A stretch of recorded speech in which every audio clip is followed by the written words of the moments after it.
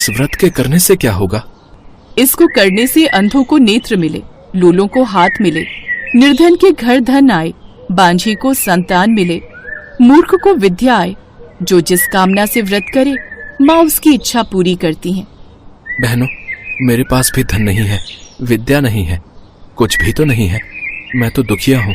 मुझे भी इस व्रत का सूत धागा दोगी? हाँ भाई, तेरा कल्याण हो, हम तुम्हें अवश्य देंगी।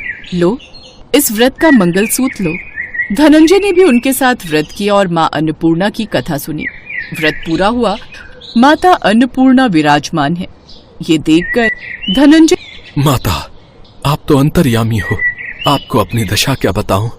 धनंजय, तूने मेरा व्रत किया है, जा, अब संसार तेरा सत्कार करेगा। फिर उसने माँ के नाम का जयकारा लगा। माँ का वरदान ले धनंजय घर आया।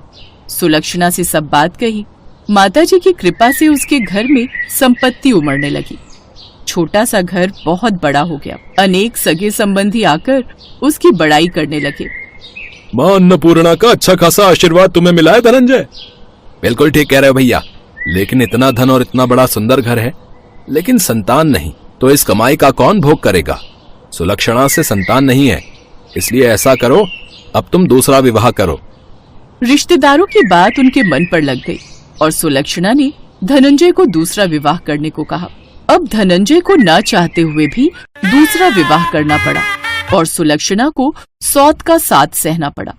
इस प्रकार दिन बीतते गए। सुलक्षणा अपने पति के पास गई और बोली, हम माँ अन्नपूर्णा के व्रत के प्रभाव से सुखी हुए हैं, इस कारण यह व्रत हमें छोड़ना नहीं चाहिए।